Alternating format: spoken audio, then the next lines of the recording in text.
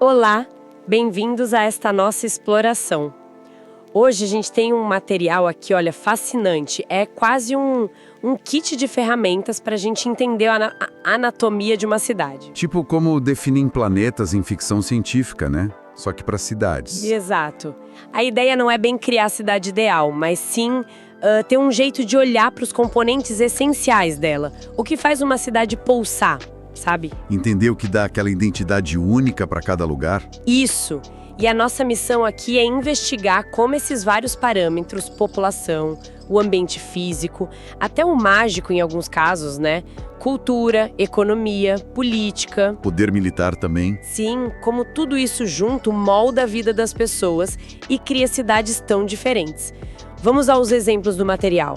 Atenas antiga, a Tredroy da fantasia, São Francisco mais recente e até Portal Pavones lá em Marte. Exemplos bem variados, para mostrar o sistema em ação. Com certeza. Ok, vamos começar a abrir essa caixa. E o ponto de partida, acho que o mais básico, é a população. Afinal, cidade é, bom, um monte de gente junta, né? É a definição basicamente. E o tamanho dessa população impacta direto, por exemplo, em achar coisas ou pessoas. O material chama isso de modificador de procura. Ah, sim. Lhasa, lá no Tibete antigo, 1850, com 55 mil pessoas, tinha um bônus de +2 nisso. Ou seja, era mais fácil achar o que você procurava lá do que numa vilazinha, né? Mais gente, mais chance. Exato. Mas não é só o número total, né? A composição dessa galera é super importante. Quem são essas pessoas? Homens livres, escravos? Ou, como no exemplo de Tredroy, várias espécies diferentes convivendo. Isso muda tudo. Com certeza. E a densidade também. Pensa numa cidade americana toda espalhada, tipo Los Angeles, e compara com Hong Kong super vertical. Ou essas cidades futuras que o material imagina, bem compactas. Nossa, a sensação deve ser completamente diferente, o espaço ou a falta dele. Define muita experiência de estar ali. Total. E essa população toda vive em algum lugar físico. Aí entra um ambiente físico.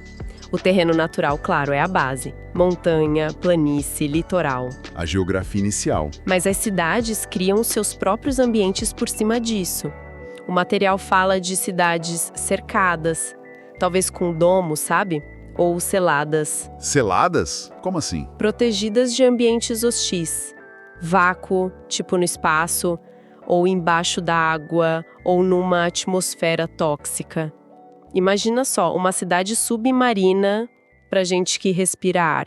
Uau, bem futurista. Ou de fantasia também, dependendo do caso. Pois é. E tem subterrâneas, claro. E umas ideias mais doidas ainda. Cidades flutuantes em balões ou na água mesmo, e até estações em órbita. O cenário pode ser bem variado. E como esse ambiente que a gente constrói parece? E como afeta a saúde? Aí entram a aparência e a higiene. A aparência vai de horrenda a linda. O material até sugere que os extremos podem causar reações psicológicas fortes, tipo pânico ou êxtase. E a higiene? Essa está muito ligada ao nível tecnológico, o NT. Cidades mais antigas, com NT baixo, tipo 1 a 5 na escala deles, geralmente têm uma penalidade. Saneamento básico precário, essas coisas. Entendi. Já cidades super tecnológicas, NT 9 para cima, podem ter bônus. Infraestrutura de saúde, tratamento de água, tudo isso conta. Então, nesse modelo, uma cidade cyberpunk toda poluída visualmente, mas com NT alto, poderia ser mais saudável para quem mora lá do que uma vila medieval bonitinha, só pela tecnologia sanitária? Exatamente. É essa a lógica. Claro que não é só isso, né? O ambiente natural conta, um deserto seco pode ser mais saudável que um pântano, por exemplo. Faz sentido. Políticas de saúde pública, pobreza, se teve uma epidemia recente, tudo isso ajusta o risco de pegar doença, de infecção. Mas a tecnologia dá uma base, sim. Muito interessante como essas coisas se conectam. E se a gente jogar magia na mistura, aí entra o ambiente mágico? Isso. O nível de mana, se tem magia, se é forte, fraca, ou se não existe. Tredroy, de novo, é exemplo de mana normal. E tem a santidade também, para poderes divinos. Mas o que eu achei realmente curioso foi o nível de encantamento, a disponibilidade de itens mágicos. Ah, sim, isso é ótimo. Tira a mágica só do campo místico e traz para economia, para o dia a dia. Como assim? Bom, se o nível é nulo, item mágico é lenda. Se é raro, eles existem, mas sei lá, estão numa tumba antiga, não na loja da esquina. Entendi. Agora, se é comum, como entredói, aí tem mercado. Você compra poção, pergaminho. E se for muito comum, aí, meu amigo, item mágico vira eletrodoméstico. Faz parte da vida normal. Nossa, isso muda tudo. A forma como a magia se integra na sociedade, na economia. Incrível. Saindo do mágico e voltando pro mais pé no chão, temos a cultura. Pilares básicos. Idioma. E uma cidade pode ter vários, né? Tredrói lá com árabe, ânglico, latim, mas a língua local. Um caldeirão de línguas. E a alfabetização. Se as pessoas leem placas, documentos, vai de nenhuma até nativa, onde todo mundo lê e escreve. Exato. E claro, o nível de tecnologia, NT, de novo, naquela escala de 0 a 12 ou mais. Que a gente já viu que impacta a higiene. Impacta tudo. Economia, capacidade militar, transporte, comunicação. É transversal. O material até fala que pode ter NTs diferentes convivendo na mesma cidade. Como assim?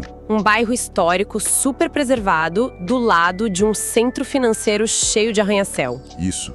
Ou uma elite com tecnologia de ponta e o resto da população vivendo com tecnologia mais antiga. Essa mistura pode acontecer. Bem realista, na verdade. E isso leva direto para a economia. Temos a riqueza, que é tipo o padrão de vida médio. Pobre, batalhador, médio, confortável, rico. O material diz que a maioria das cidades fica ali entre batalhador e confortável. E tem o status, que é a hierarquia social. A faixa de posições que existe na cidade, do mais baixo, tipo -2, até o topo. Um imperador seria 8, por exemplo.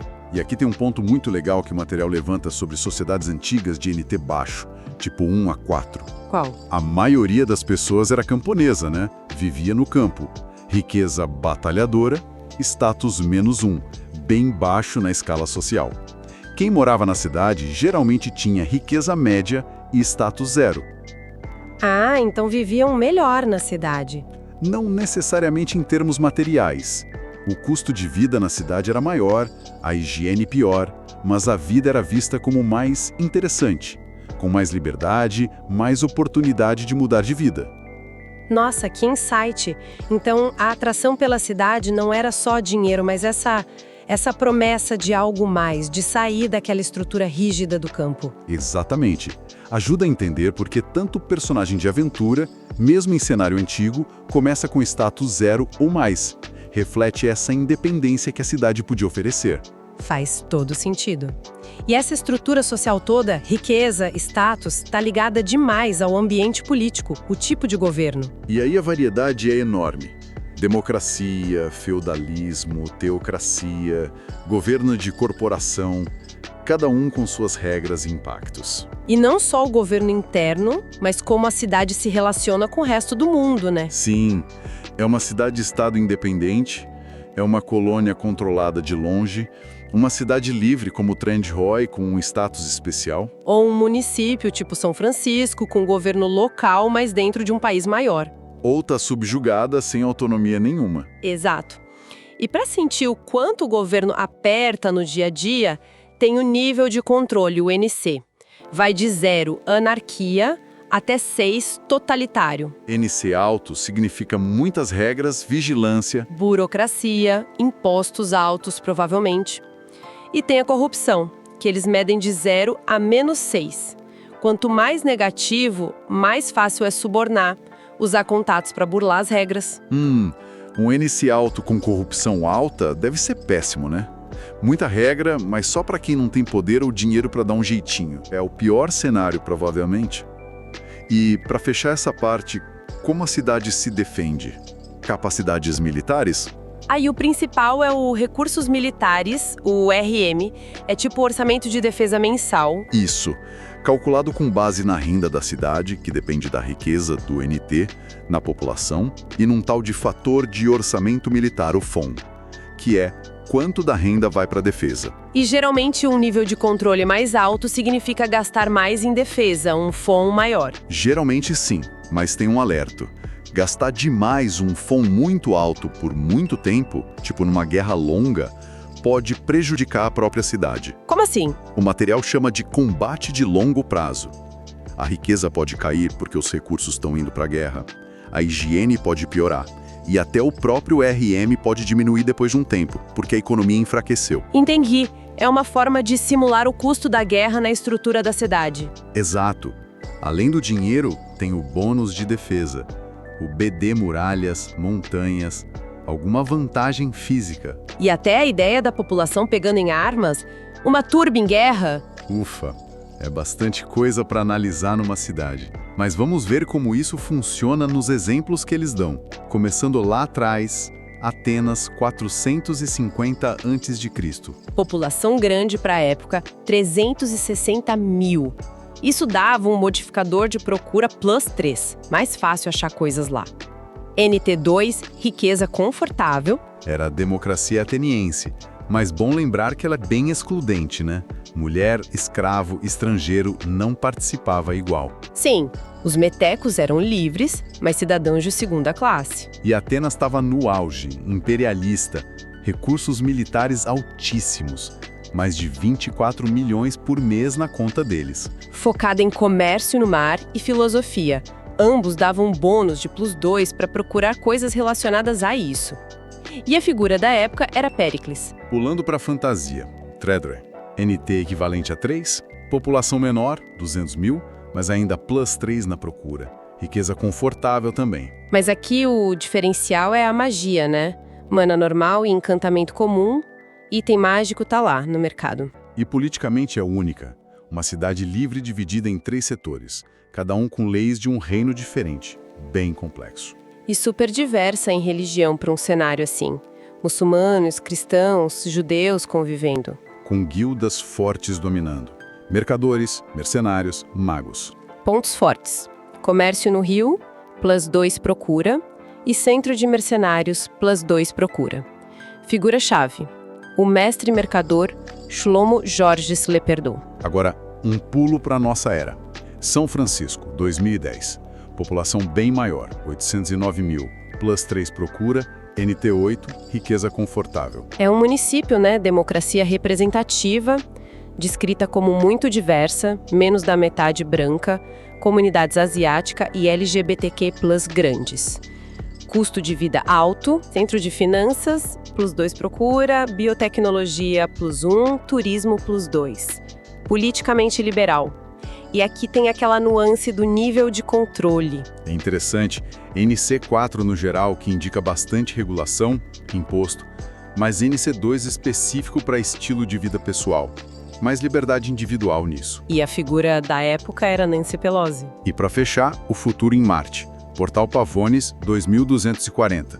População pequena, 50 mil, mas ainda assim +3 na procura, talvez pela especialização.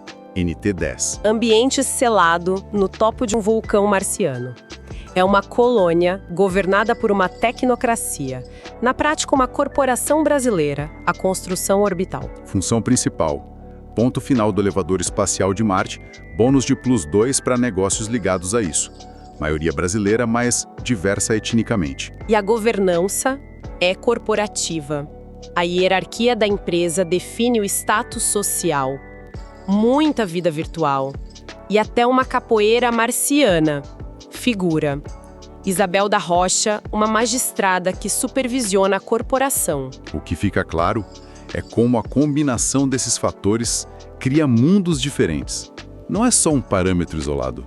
É como NT, cultura, política, magia se misturam. Total. A democracia limitada de Atenas contra o controle corporativo em Marte, o comércio marítimo antigo, as finanças modernas, a logística interplanetária. Cada receita desses ingredientes dá um sabor urbano completamente diferente. Exato.